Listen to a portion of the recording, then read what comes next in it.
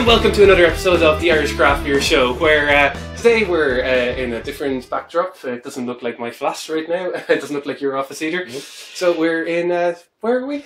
We are in, hopefully the branding is visible, we're in the Trouble Brewery in County Kildare. It's a long way from anywhere. We got here by helicopter. And we're here to make a beer, and we're also here to drink beer. They have a cask and a keg that's just there on the brewery floor. I think every workplace should have a beer tap. So I'm drinking Brewery Fresh Oh Yeah, which is their black ale IPA-ish kind of thing, and it is really good. There's a real burst of fresh hops and just a nice little bit of a roasted edge on the finish as well. I'm actually also drinking the same thing, so there's no point in me giving the exact same opinion. Yeah, well, before this I was drinking Dash Away, which was the cherry chocolate side. It's January, so it's always good to go to a brewery in January because they're getting rid of all of the Christmas beer. Likewise, go to a brewery in November because that's when they're getting rid of all of the Halloween beer. Thank you, John. That voice, of course, for those listening to the audio-only version, is John the Beer Nut Duffy. Trouble Brewing very kindly invited us to their brewery for a collaboration brew day. As part of Beoir, a consumer group for craft beer drinkers in Ireland, we intend to brew Beoir No. 2. This is a sequel, of course, to Beoir No. 1, a double IPA brewed at Blacksmith Kinsale last year. Beoir No. 2 will be an Imperial Red Ale, but I'll let the originator of the recipe, homebrewer and president of Beoir, Reuben Gray, talk us through that. So, here's the recipe. Maybe you can get the camera in there. So, we're going for a nice kind of dark Imperial Red Ale. It's going to be kind of malt forward, but we're also going to go for a nice tropical fruity hop hit at the end. So it's going to be sort of a medium high bitterness, but then a whole load of finishing hops. So it'll be kind of a lot, hopefully, fingers crossed, a lot of aroma going on. So the main thing we've got in here, we've got obviously your pale malt. We've got a couple of different crystals. We've got the medium kind of color crystal, and then a much darker crystal to give it that dark color. A bit of wheat to give it a bit of a head retention, and a bit of Vienna malt just to add a nice little bit of malty sweetness to the beer to up the what you might get from the regular pale malt. Hop wise, we've gone for two hops, New Zealand hops that I've never used before. I'm sure a couple of people might have. Waimea and Wakatu. Waimea is going to be the bittering hop, so it's a much higher alpha acid, about 17.2% alpha acid, so that'll give us a nice bitterness. And then we're going to finish off on Wakatu, which is 7.5. It's kind of similar to Cascade in some ways in terms of alpha acids, and so it's so hopefully we'll have a nice malty but very fruity tropical kind of brew, and that's kind of what we're going for.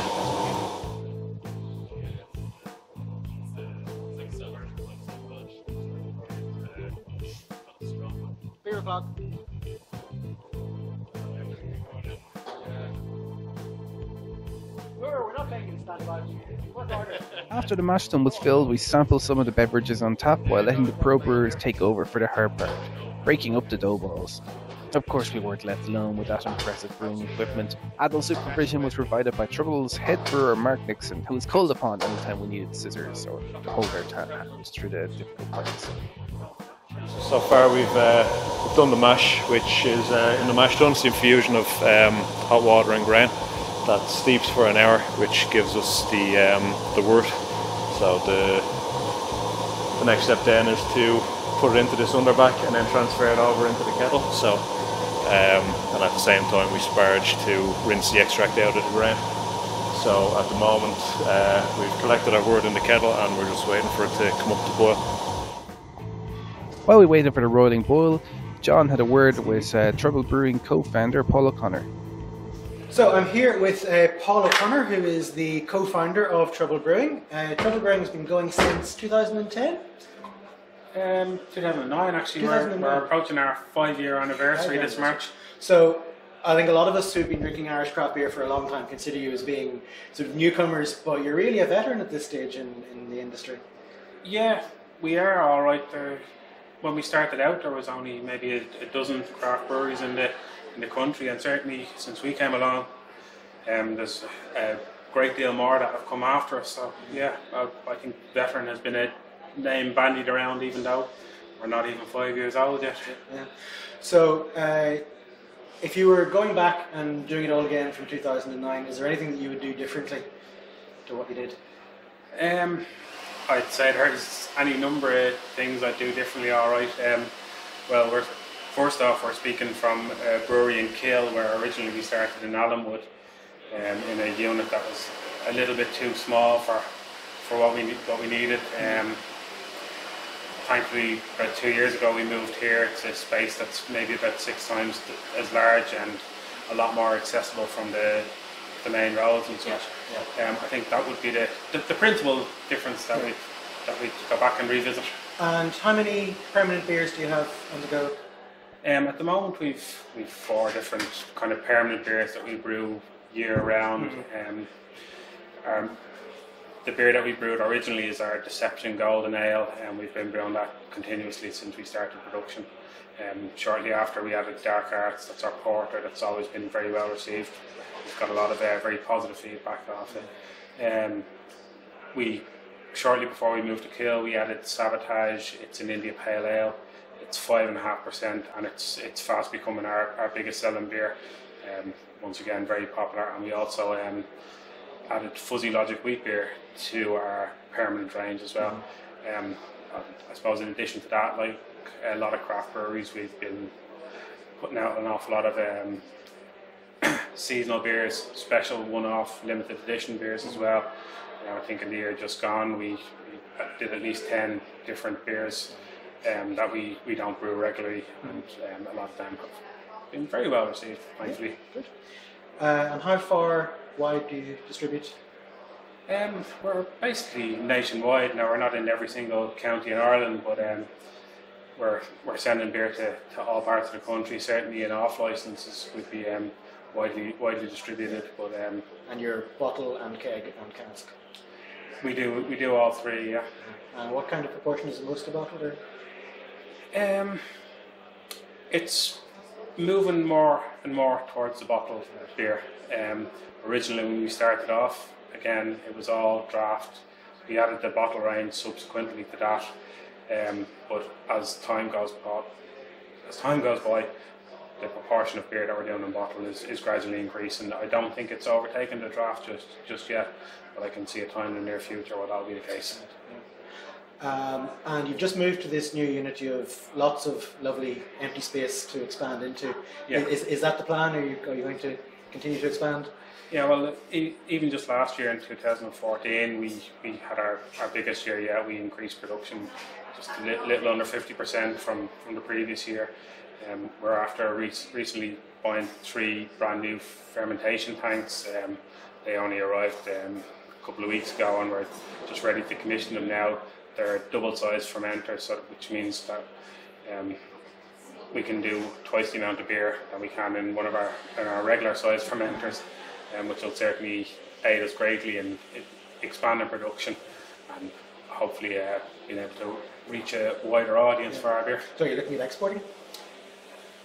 We've been looking at exporting for over a year now. Every time we set aside a little bit of capacity, and we put it aside, saying, "Look, we'll start concentrating on export." The demand in Ireland seems to rise up to meet it, which is a very nice complaint to have, you know.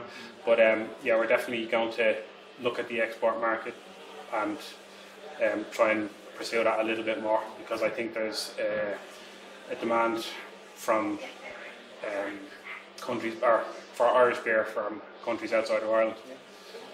What's your favourite of the Trouble Brewing beers? That kind of depends on when you ask. Don't give me a bullshit answer. At the moment, I've kind of fallen back in love with the Deception. Yeah.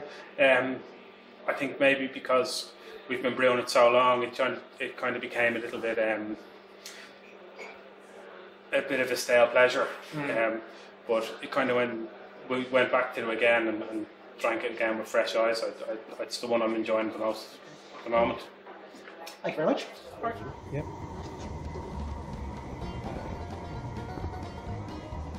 Back to the brew house, and it looks like we have a boil. Hops, anyone?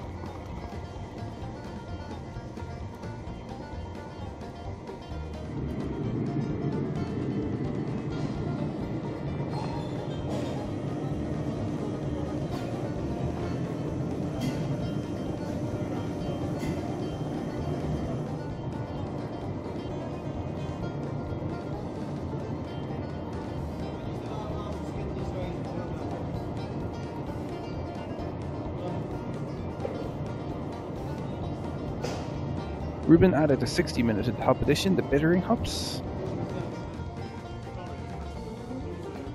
The very definition of a collaboration brew, when you get somebody else to dig out your mash tun. I do think we may have been the butt of a practical joke with the size of that small shovel though. While we waited until the next top edition, some of us worked hard. John Duffy dug out the first half of the mash tun, and I dug out the second half. Unfortunately, due to my being busy digging, I couldn't fill. Now it looks like John did all the work. You know better though.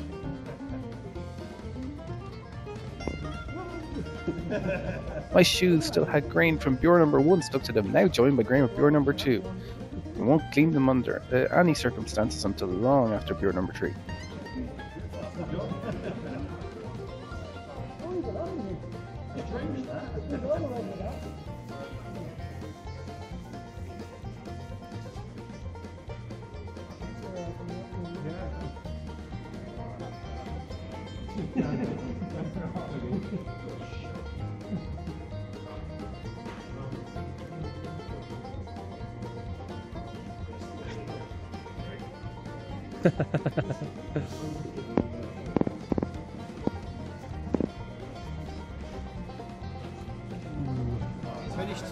Yeah.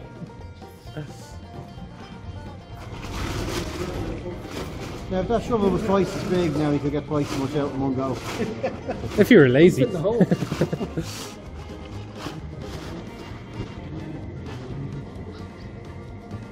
Hey! I'm helping. No, you're not. What you're doing is the opposite of helping.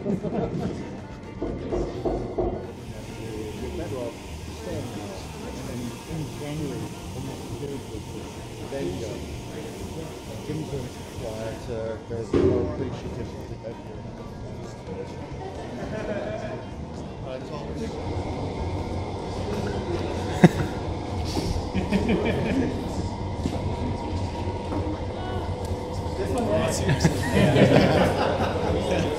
Just get in it.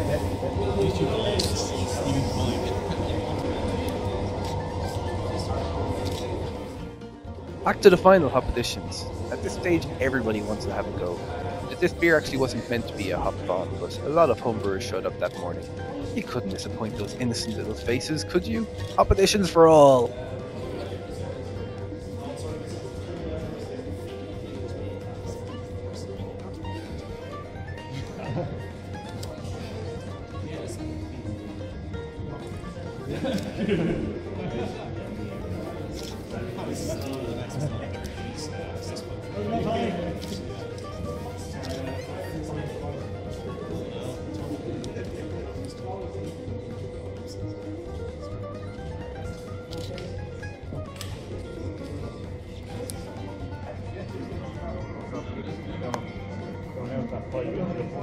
This one, so it's just in that bank.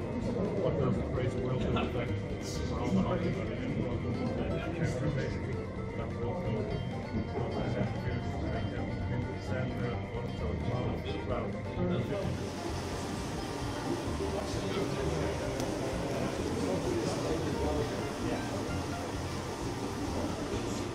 Put a bit of oxygen into it as well.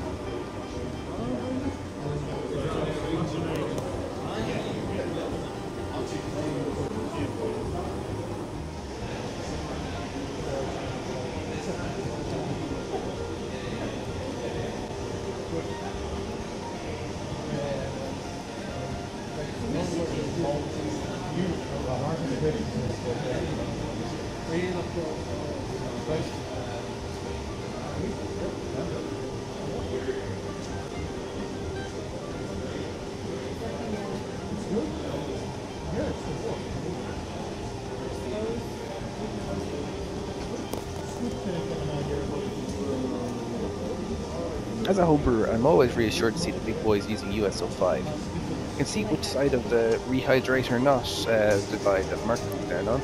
Never thought of using a whisk before.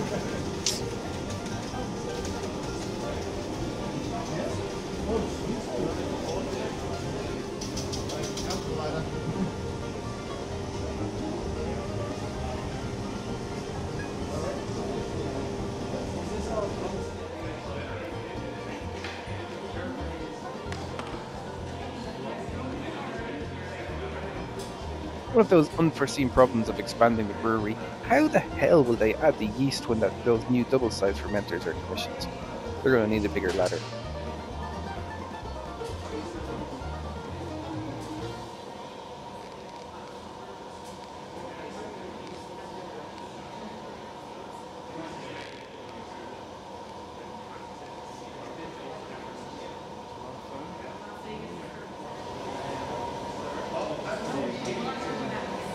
Thanks to everyone at Trouble Brewing for an excellent day. Beer number 2 shall be launched in March and available after that wherever Trouble Brewing beers are sold.